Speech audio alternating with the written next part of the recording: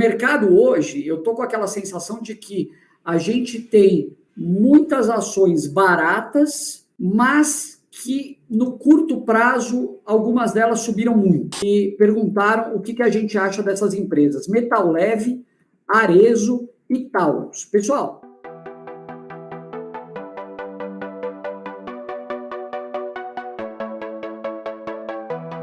Fabião, eu acho que o iniciante, muitas vezes, eu não diria nem o iniciante só, eu acho que muita gente com mais experiência na Bolsa tem aquela visão de que precisa esperar o preço perfeito aparecer para comprar, né? A pessoa quer aquele ponto de inflexão lá no fundo do poço e vai comprar exatamente naquele ponto e depois ver subindo. Em primeiro lugar, eu acho que quem tenta fazer isso constantemente erra. Dificilmente a pessoa vai acertar o ponto de mínima. Eu não acerto, você não acerta, o Barsi não acerta, ninguém acerta. O que a gente gosta de fazer é estabelecer um patamar ali, e abaixo desse patamar a gente começa a comprar, e se o papel vai caindo, vai comprando. Então, você vai aumentando a sua posição em empresas que você gosta, que você conhece, que você tem segurança, que são bem administradas e que têm boa atividade, à medida que o preço for caindo. Agora, esperar o preço perfeito não existe. Mas, ao mesmo tempo, uma coisa que a gente não quer é que você pague caro também, né? O mercado hoje, eu estou com aquela sensação de que a gente tem muitas ações baratas, mas que no curto prazo, algumas delas subiram muito.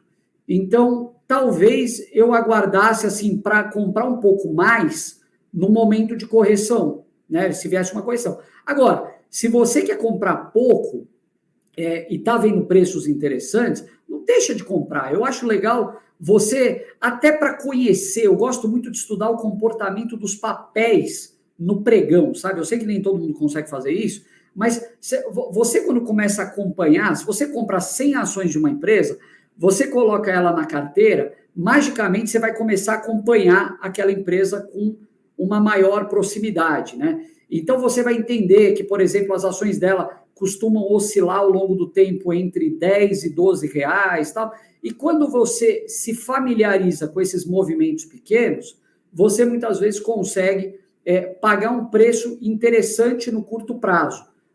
Vamos supor, nesse exemplo que eu estou dando, muitas vezes o 12 era barato, mas você consegue comprar mais barato ainda do 12 porque você está acompanhando essas oscilações mínimas de mercado. Sei lá, posso dar inúmeros exemplos, mas papéis que a gente sabe que estão baratos, mas que subiram muito recentemente. Então, segura a ansiedade. A gente fala muito de paciência e o oposto da paciência é a ansiedade. É você ficar ansioso ali para apertar o botão. Você vai comprar, mas vai com calma, vai de pouquinho. É isso aí, Philips. O Meller Hedge Fund fala: ações de dividendos demora no mínimo 15 anos para bater fundos imobiliários, depois decola. Discordo completamente de você. Eu não tenho como discordar mais de você, mas eu acho legal a sua provocação. A gente não investe em fundos imobiliários, o Barsi nunca investe em fundos imobiliários também. A gente tem motivos para não investir em fundos imobiliários, né? Alguns deles, eu acho que eu posso citar um deles. Eu acho que eu sempre gosto de pegar o exemplo do Banco do Brasil para falar sobre isso, viu, Felipe? E eu com toda essa...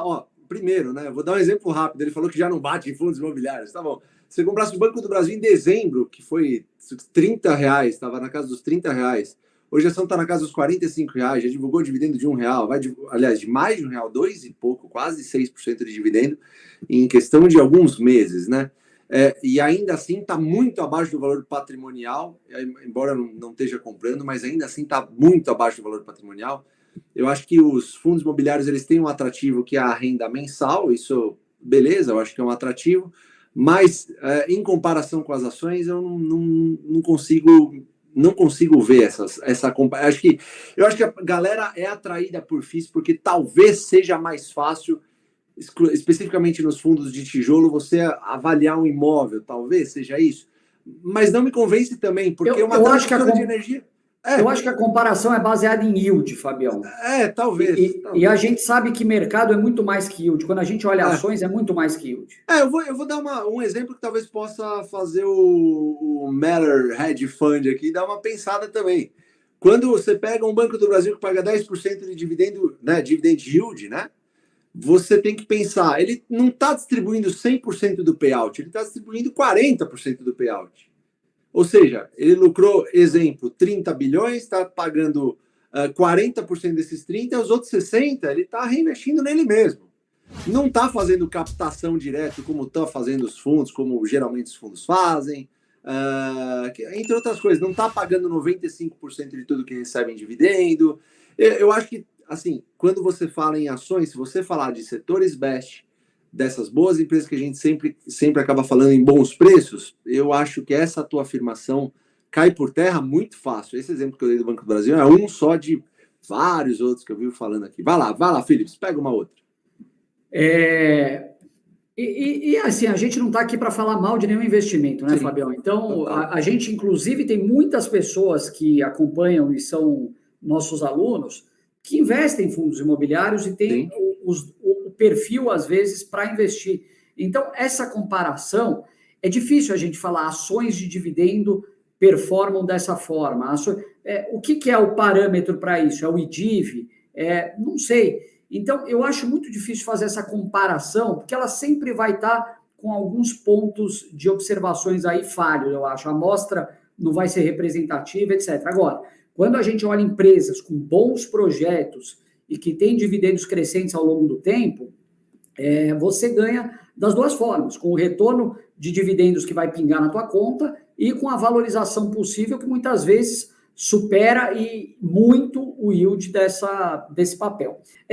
Alguém perguntou aqui, eu vou pegar 3 nomes de ações que perguntaram o que a gente acha dessas empresas. Metal Leve, Arezzo e Taurus. Pessoal, em primeiro lugar, a gente nunca fala aqui, estamos comprando ou achamos que essa ação vai subir. Pelo contrário, o que a gente fala aqui é sobre fundamentos, sobre o que a gente gosta de olhar e sobre como funciona o nosso processo de análise de uma empresa, né? Como vocês, inclusive, podem ver dentro do Jeito Barsi de investir. Essas 3 empresas, Metal Leve, que é do setor automobilístico, Arezzo, setor de varejo de modas, e Taurus, produção de armas, são empresas de características muito diferentes. Talvez a Metal Leve e a Taurus tenham algumas similaridades, mas eu diria, antes de mais nada, que nenhuma das 3 está nos best, que são os setores blindados que a gente mais gosta. Bancos, energia, saneamento, seguros e telecomunicações. Para quem está começando, eu iria muito mais para uma empresa que já está nesse setor, bem estabelecida, com um negócio maduro e com uma recorrência e previsibilidade de dividendos muito interessante que vem em função do resultado das empresas. Essas empresas aqui, algumas delas são cíclicas. E para quem está começando, empresa cíclica pode ser um problema e não vai garantir o fluxo permanente, previsível que você precisa.